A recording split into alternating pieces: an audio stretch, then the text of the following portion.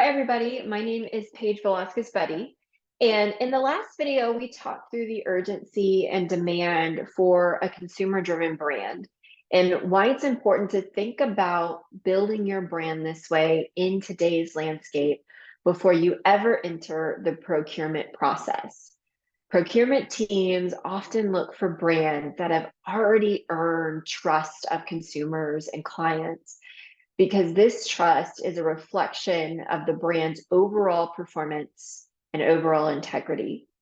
So in this session, we're going to dive deep just into the tactical side of building a consumer-driven strategy.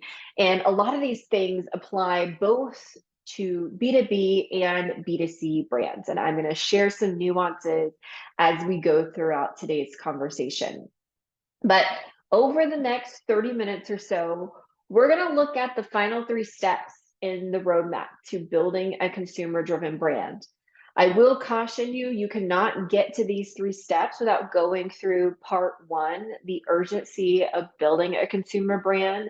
And that's because that's going to set up the right framework. If you skip to this video first, you're not going to be successful and you're going to be spinning your wheels and coming back to me and throwing your hands up and saying it doesn't work.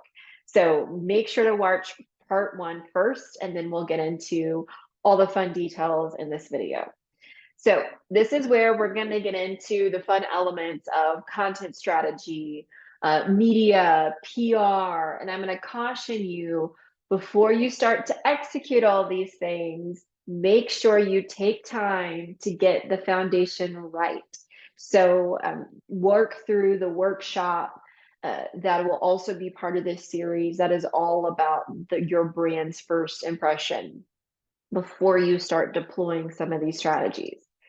The urgency of building a consumer-driven brand is all going to focus and make sure that you are driving results for your company. So I want to start off by just doing a quick recap of the new media landscape. This is where we left off in the first video. It's important that you reset yourself here, you understand and know how all of these elements are going to be working together. So I'm just going to give you a very condensed version here. As we look at rented media, as a reminder, these are going to be all the areas where we own the content, but somebody else owns the platform or relationship to the audience. So I want you to think this is going to be your social media channels. This is going to be any of your advertisements. It's very important to build a strong strategy here, as we're going to talk about today. But you cannot leave your clients or your consumers here. You have to find a good strategy to bring them into what we call owned media. Now, the other side of the landscape really quickly is earned media. So looking at this and looking at all the stages that you are invited onto to share your platform, your product, or your message. So this is going to be your PR, your awards, your client referrals. All of that falls under earned media. Now, the thing that I want to caution you here is don't put all of your eggs in this basket. I see a lot of businesses do that. You want to be careful because it does a lot for credibility, but again, you have no direct control over whether it actually goes out or not. And so as much exposure as you can get in earned media is fantastic with the right strategy to convert people from that platform back to an owned media platform that you have. Now, as we look at owned media, these are going to be all of the assets where we directly control the connection to our audience. So thinking your website, your blog, your email list, your physical mailing list, your tech subscription list, a podcast if you have one, a book if you've written that, all of this is your own media. This is the most important asset to be building up because you start to own the connection to your audience, the data points, when you connect with them, how you can connect with them. So to make sure whenever you're doing rented media strategies, when you're doing earned media strategies, that you have a good lead magnet, you have a good call to action that is bringing all of those individuals back to your website. And then from there, you're able to extend your interaction through a really good lead magnet. And we talked through some of that in that first video. Now, when it comes to owned media for B2C brands, especially, the more owned media audience you're able to build up, the more valuable your company and your brand is to a procurement team. So as a B2B business, though, it's not necessarily about sheer volume of numbers when it comes to procurement process, but more about the own relationships that you have to the right people, the right audience. And depending on your industry, that might be very niche or it might be very broad. And so the right people become incredibly invaluable to your business when you have those data points and access to them moving forward. Now, let's talk about shifts that we have seen in the media landscape when it comes to consumers and content. Some of the biggest shifts that we've seen is we as the consumers and the media are increasingly moving our attention away from large generic mass media, really for two reasons. One, we're increasingly projecting bias and filters on what we're consuming. But number two, much more importantly, when we invest an hour of our time consuming large generic media, we only get a fraction of the value for our time investment. So, for example, my office in Austin is about a 30-minute commute from my home, 30 to 45 minutes. And every morning on my commute, I used to listen to my favorite morning radio show, which is the Bobby Bones Show. Now, for some of you that are country music fans, you might know the Bobby Bones Show. Every morning I listened to it, but I didn't love it because they brought on, all the country music radio stars like every other typical radio show. Bobby Bones Show actually would bring on people from behind the scenes. So the songwriters, the managers, and they would share a more behind the scenes look into the music industry. Now, what I was finding is I was listening to 30 to 45 minutes of the show in the morning and only really getting a 3 to 5 minute segment of those behind the scenes interviews. And so what I started doing was I started turning off the Bobby Bones Show radio show, and I started connecting my phone and listening to the Bobbycast, which is Bobby Bones, who's the host of the radio show, his personal podcast. And all he does in that podcast is he interviews, 30, 45-minute interviews, those songwriters, the managers, the publishers. And so I was starting to get 30 to 45 minutes of the exact content that I was seeking out, just by making that shift to listening to the podcast versus the traditional radio show. And which was a brilliant move by Bobby Bones, starting that owned media asset when he had built his platform on an earned media asset. And so I've started to change how I consume content with marketing, with leadership, with the Olympics that have come on. I wasn't able to watch the live events happening during the day. I was also not able to watch the prime time at night. I had a 5-month-old baby, so at the same time, I had no time, but I wanted to be involved in the conversation. So I would go directly to TikTok, to Instagram, to LinkedIn, and type in Simone Biles, and I would instantly get that video of her flow routine so I could join in on the conversation. And the same thing is starting to happen with consumers all over the world. We're increasingly redeploying our attention from large generic mass media now back to what we call micromedia, which are individuals that we perceive as more trustworthy, interesting, and entertaining than what we can consume on mass media. So one piece of encouragement that I have for you and your brand is that your audience is much more interested in learning from you and your brand something as they perceive as, a thought leader who can educate, teach, improve, versus just sell them on something. So what I want to challenge you all to do with your brand is I want you to think more like a media outlet than a marketer with what you are doing. This way, you're not only going to have more fun, but you're also going to be tremendously more successful.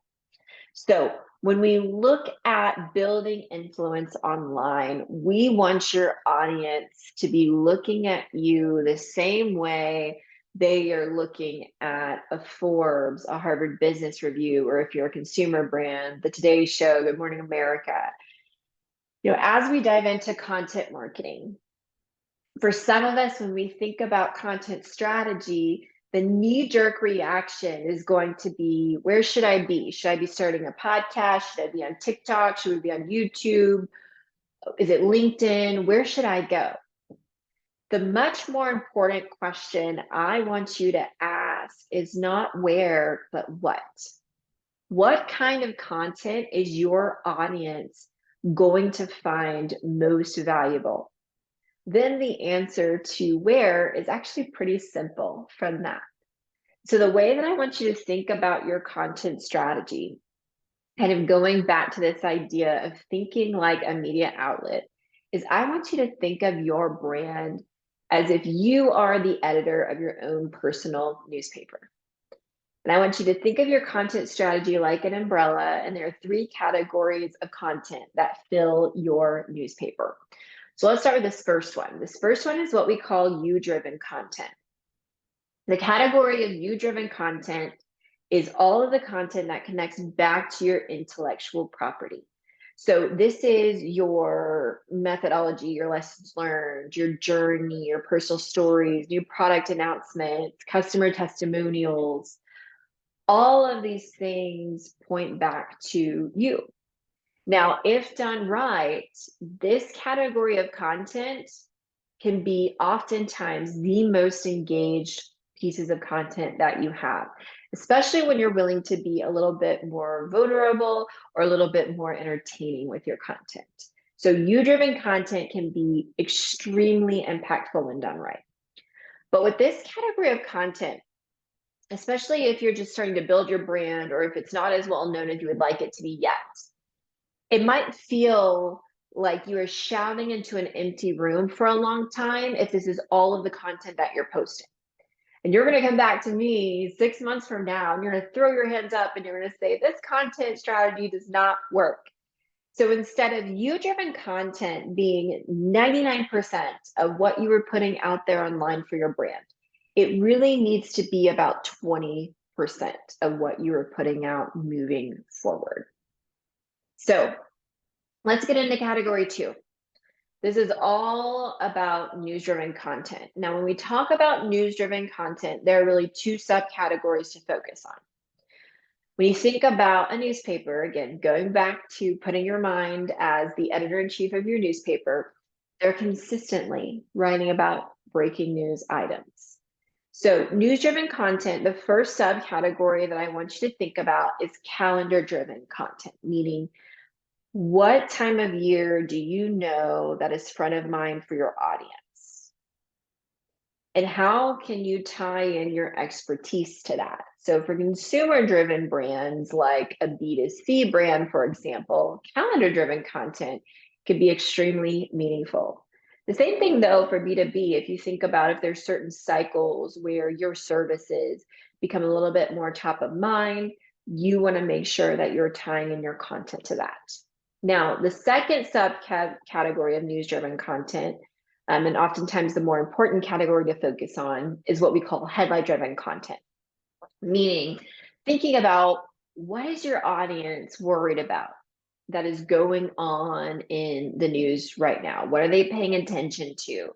And how can you, as an expert in this space, or how can your service, or how can your product help them analyze this situation and really give them value on it?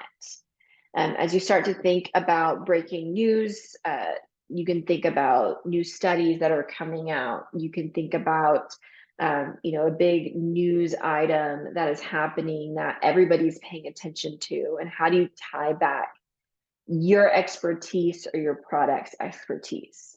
Now, the last category, this headline-driven content, is going to be really important, especially if you are doing email marketing, and that is a big driver to your success. If you can lead with a headline-driven headline, you're going to get a much higher open rate.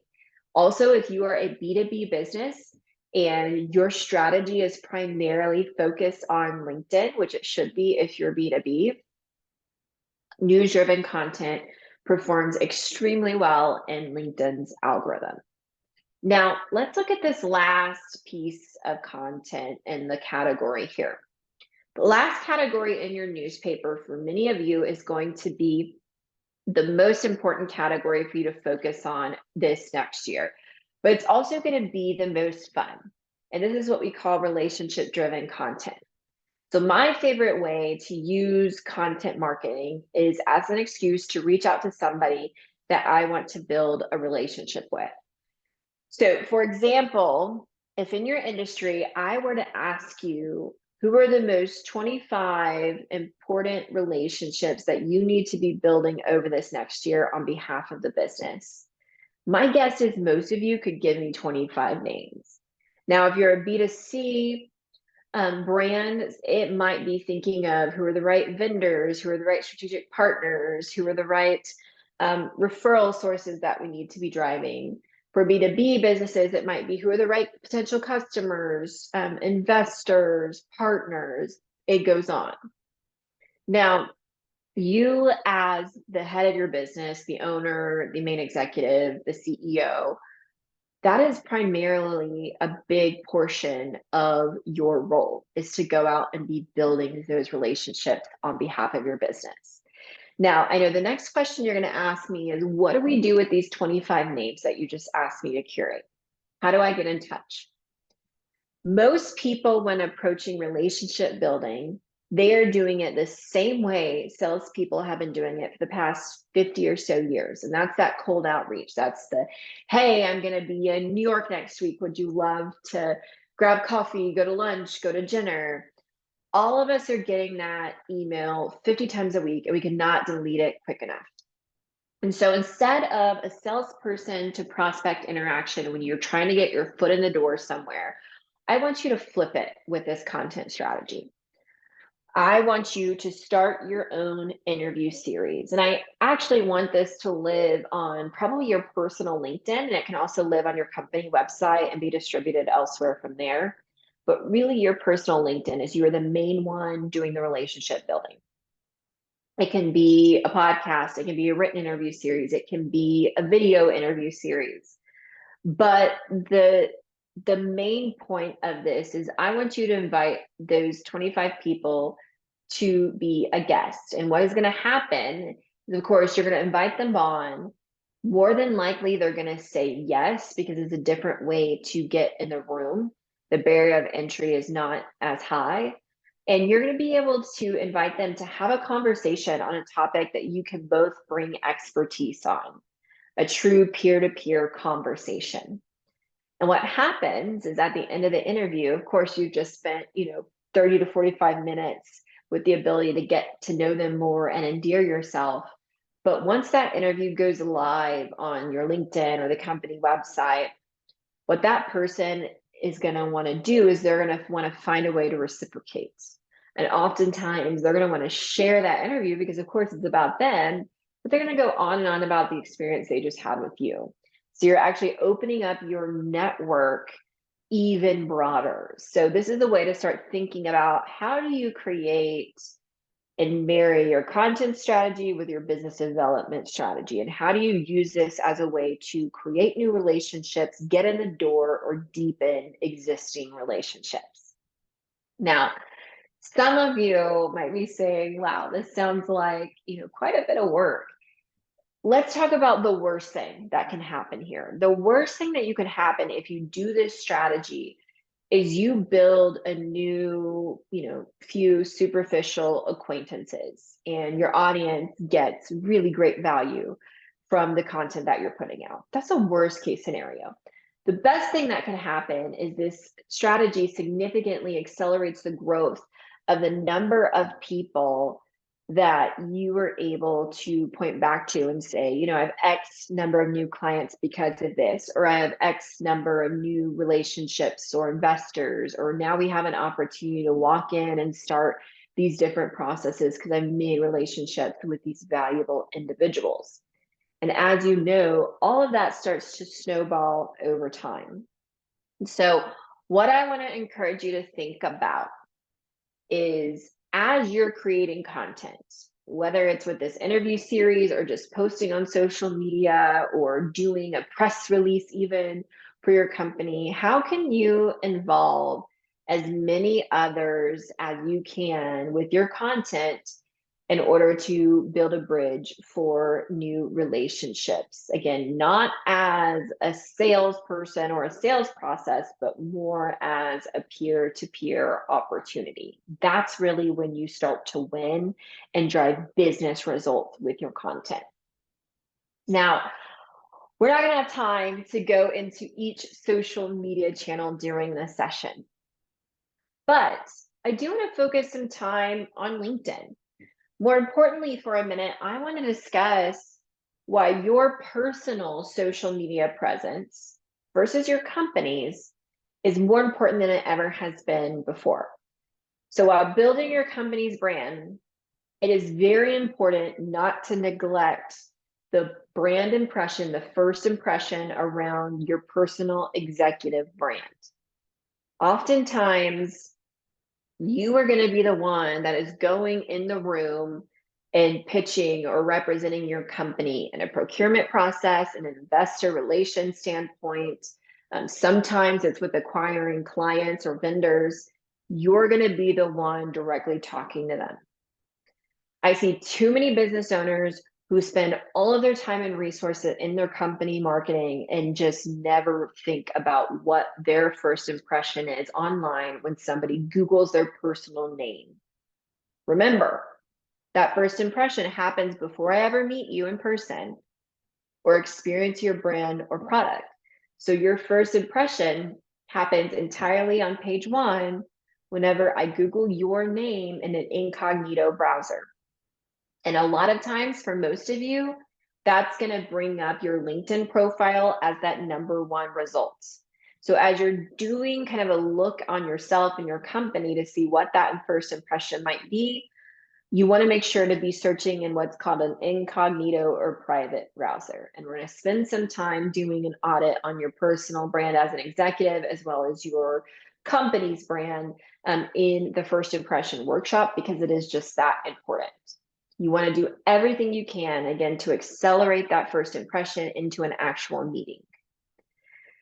Now, if you were the one taking a meeting, oftentimes, again, that LinkedIn is being viewed first because that's the number one thing coming up when somebody searches your name. So you want everything on this LinkedIn page to be doing what it needs to do to accelerate trust and create the best first impression for your company in the minds of your audience.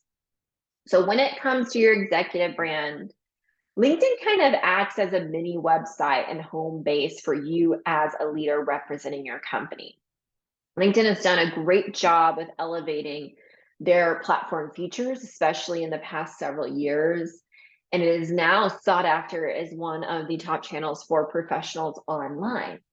And they have taken a lot of great pride with their user base, executives, working professionals, and have done a lot to elevate thought leadership on their platform.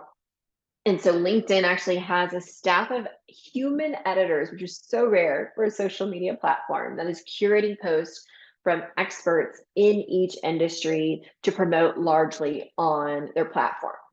But as you set up your profile, just again, what that first impression looks like, there are a few things that I want to point out. And there's a beautiful example from Sarah here. You should absolutely copy what she's doing because it's fantastic. But that cover image, first impression, that big image up at the top, she is doing a lot here to make sure that she is creating trust.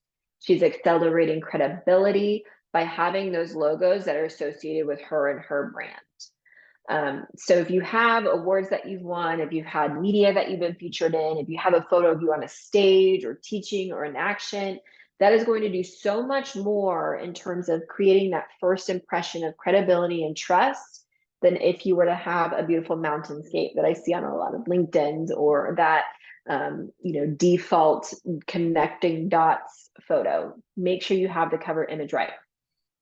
Your headshot needs to be a professional headshot that is clean, crisp. It needs to look like you today, so make sure you have that updated.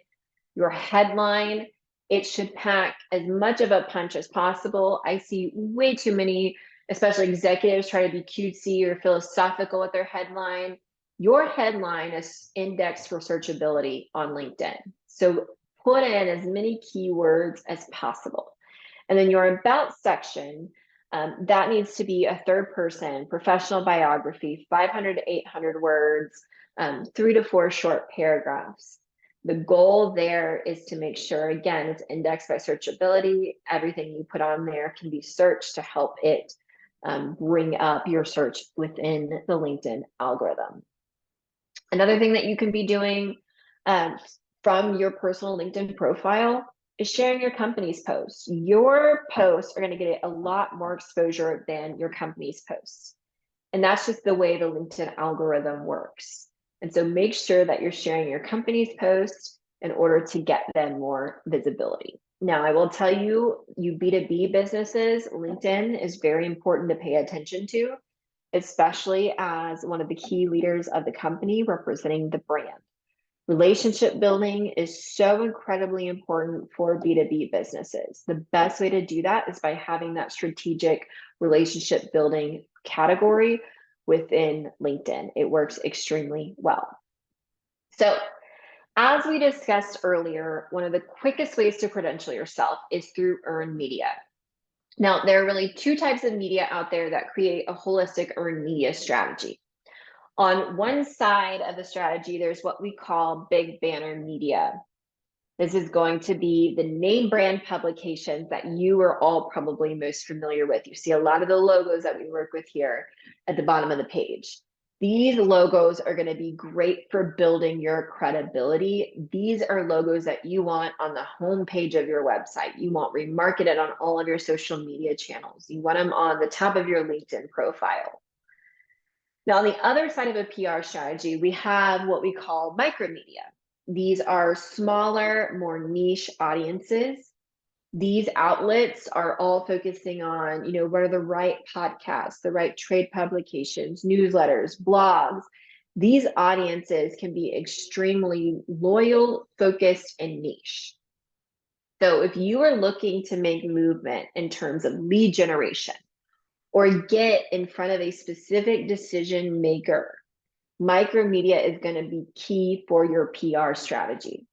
So as you're talking to your PR team or you're thinking about a PR strategy, make sure that you have both sides of this PR strategy represented so that you do not miss out on one of these opportunities. Now, let's talk about hiring a publicist and if that's the right decision for you.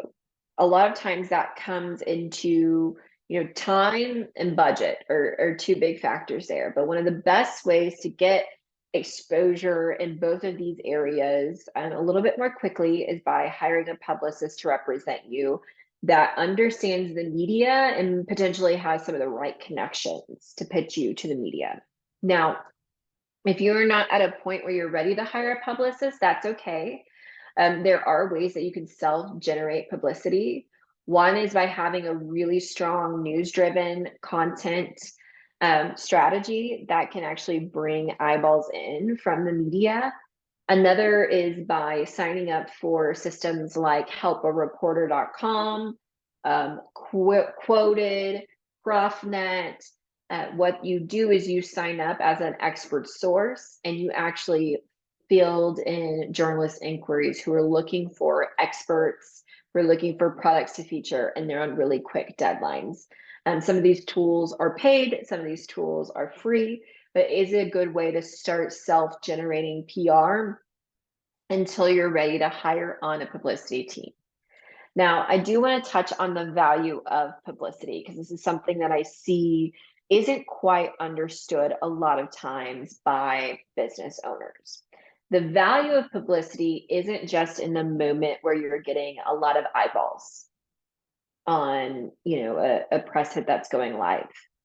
The value in publicity is really all about how do you remarket and extend the value, whether that's through remarketing through email, social media. When you go into pitch, do you have the right logos present in your sales process? Are you sending, different media hits that you're getting out to those going through your sales process or those decision makers in your procurement process?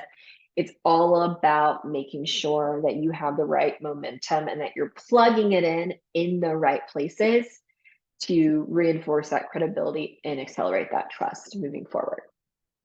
Now, as you set out on this journey of building a consumer-driven brand, I want to remember to have you focused in that media mindset, thinking more like a media outlet with what you're doing and providing value. That's going to build community for you long term. But really focusing in on, I'm not asking you to go and create, this new personality or this new brand.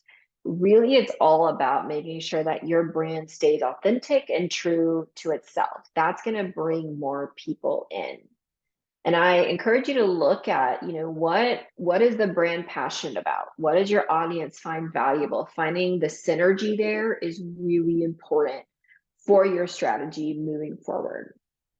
And I want to go back and encourage you to look through the 6 steps of the roadmap that we walked through to ensure that your foundational assets are set up for success so that all these things that we just talked about really generate results for you.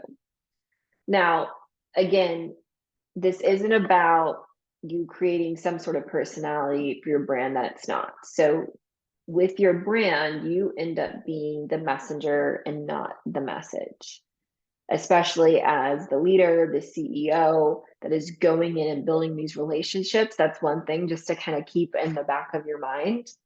But most importantly, give yourself grace. This is not something that happens overnight, which is why we want to start this way ahead of the procurement process if you can. If not, let's shift strategy and focus in and make sure that we have the foundation right in order to be successful in the long term.